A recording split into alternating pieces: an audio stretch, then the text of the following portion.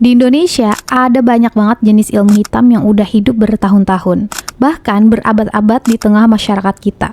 Bukan cuma satu, dua, banyak, dan masing-masing punya ceritanya sendiri-sendiri.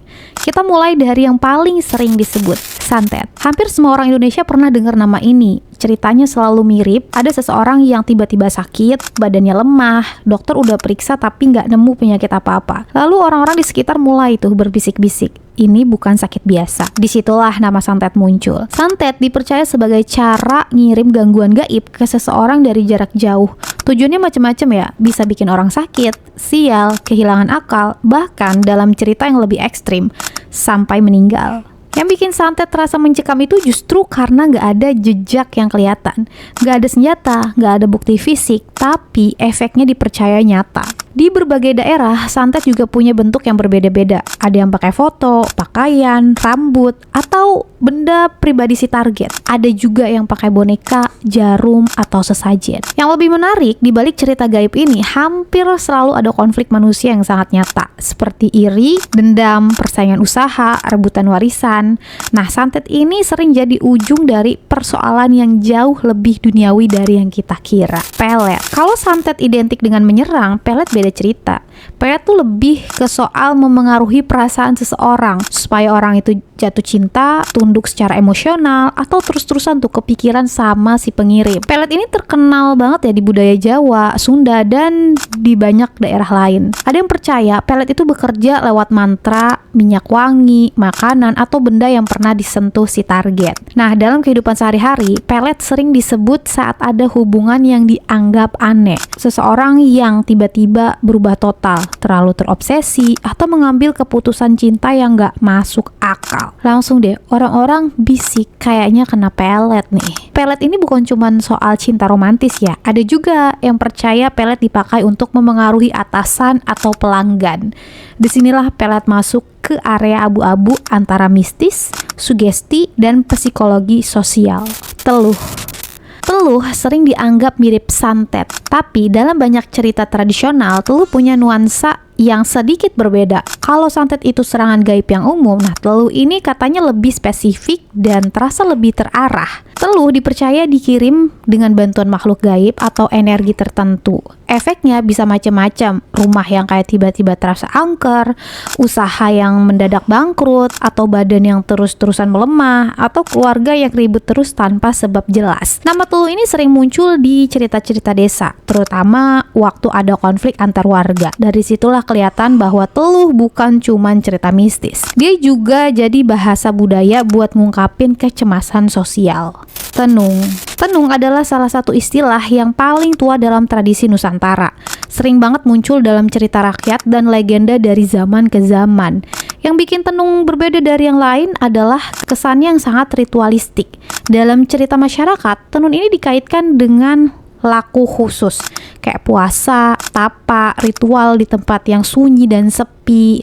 Bukan sembarang orang yang bisa melakukannya. Katanya di masa lalu, waktu pengetahuan medis belum tersebar luas, banyak hal yang sulit dijelaskan. Sakit mendadak, panen gagal, hewan ternak mati tiba-tiba, semuanya sering dikaitkan dengan tenung.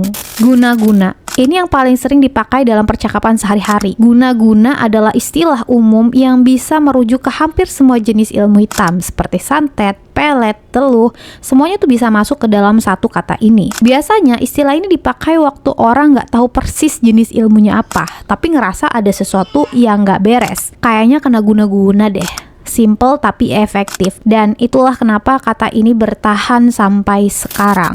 Jaran goyang. Nama ini mungkin yang paling populer, bahkan sampai masuk ke lagu dan film. Jaran goyang sering dikaitkan dengan ilmu pelet yang sangat kuat dalam tradisi Jawa. Dipercaya bisa bikin target terus-menerus kepikiran sama pengirimnya. Yang menariknya ya, jaran goyang ini adalah contoh gimana sebuah istilah mistis bisa berubah jadi fenomena budaya pop. Banyak orang yang mengenal namanya, bahkan yang sama sekali nggak percaya mistis sekalipun.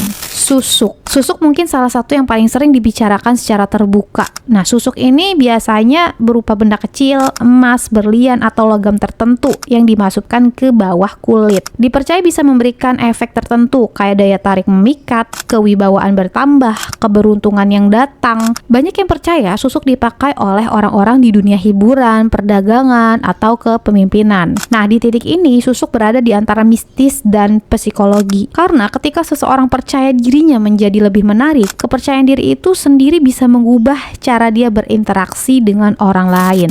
Pesugihan. Kalau ada satu jenis ilmu hitam yang paling sering dikaitkan dengan kekayaan, yaitu adalah pesugihan. Pesugihan adalah praktek mencari kekayaan lewat jalan gaib. Ceritanya sangat beragam ya, perjanjian dengan makhluk halus, ritual di tempat tertentu, hingga kewajiban memberikan tumbal.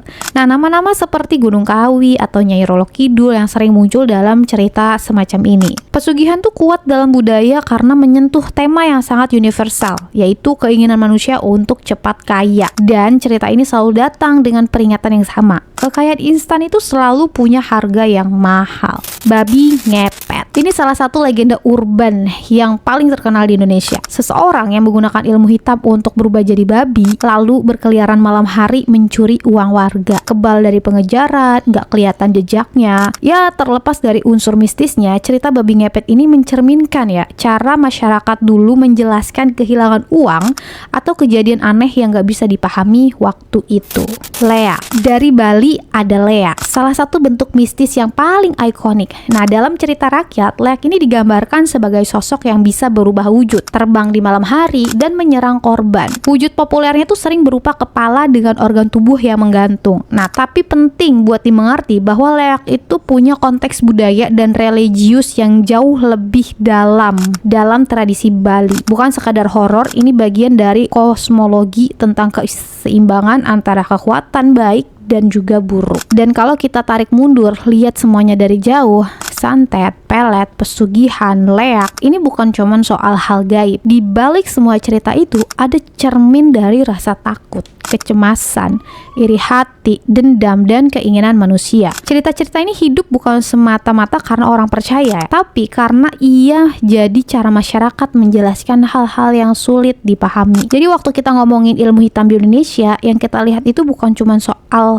dunia gaib, tapi juga potret budaya, sejarah, dan cara manusia memberikan makna pada sesuatu yang gak bisa dijelaskan.